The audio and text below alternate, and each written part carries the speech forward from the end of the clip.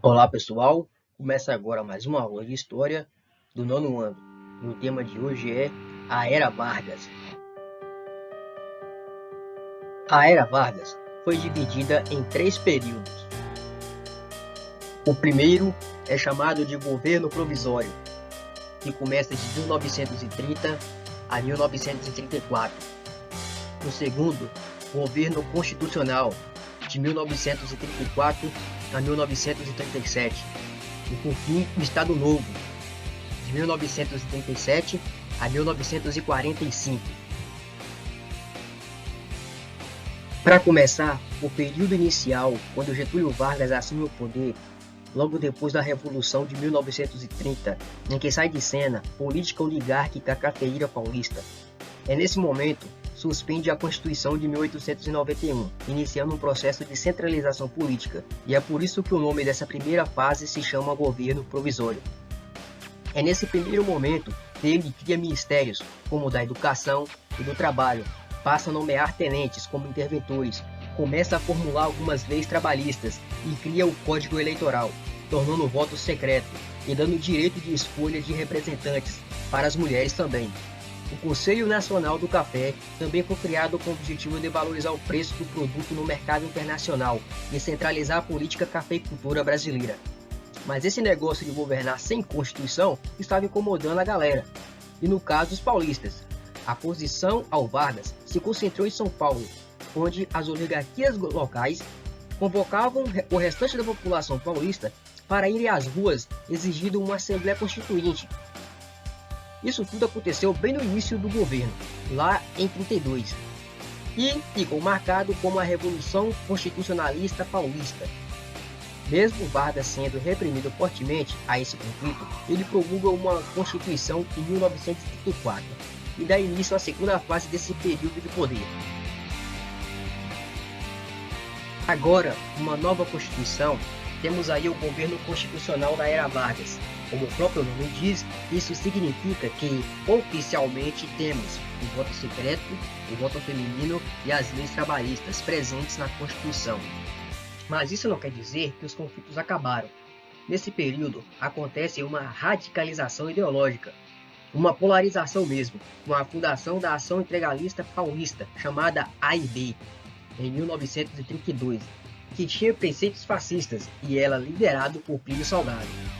E depois, já em 1935, foi criada a Aliança Nacional Liberadora, conhecida como ANL, que teve a participação de diversos setores de centro e de esquerda, incluindo o Partido Comunista Brasileiro, liderado por Luiz Carlos Prestes.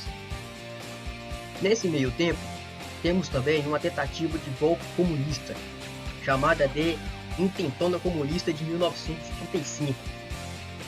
Mas o levante foi oficialmente controlado pelo governo, não tendo sucesso.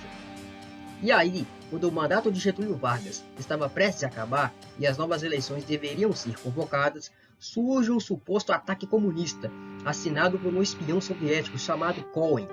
Só que tudo isso não passou de um golpe do próprio Vargas, para concentrar ainda mais o poder. Depois descobriram que a carta foi escrita, na verdade, por Olímpio Mourão, com o consentimento do presidente. Isso tudo aconteceu em 1937 e ficou conhecido como Plano Cohen. Agora, mais do que nunca, Valery está consolidado no poder, concentrando cada vez mais tudo em suas mãos.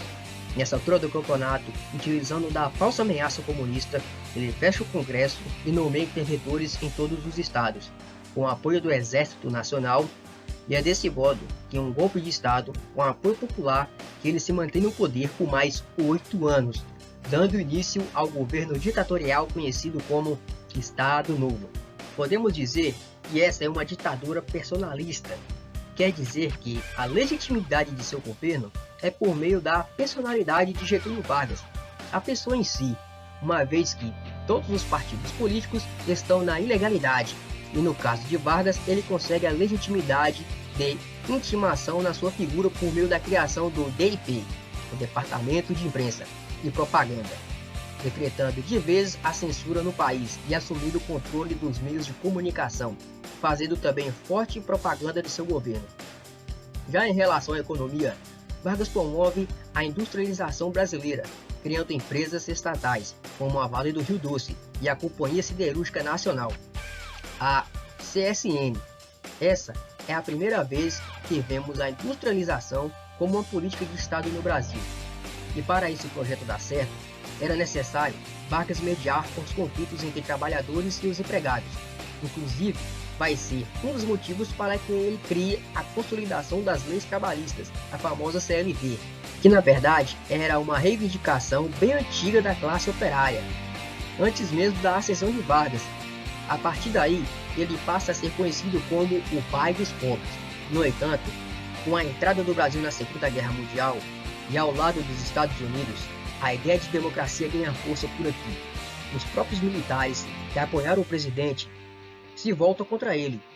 Era muita contradição, um regime autoritário lutando contra ditaduras fascistas na Europa, como a pressão de alguns setores da sociedade, a criação de partidos e até mesmo do retorno de outros. A oposição de Vargas chega ao seu auge.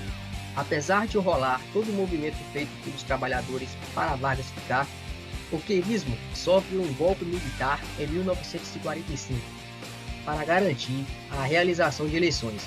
E Eurico Gaspar Dutra, que ameaçou contar para a população contra o plano Cohen, é eleito presidente do Brasil.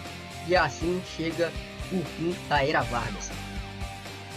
Quero aqui agradecer ao pessoal do Descomplica por fornecer o material que acabei de explicar para vocês. Pessoal, vocês receberão uma atividade e deverão responder com base na explicação desse vídeo e com base no capítulo 5 do livro do 9º ano de História, escrevendo sobre a Era Vargas, que inicia da página 108 e vai até a página 123. E aqui chega o fim desta videoaula. Muita saúde e segurança e fique com Deus.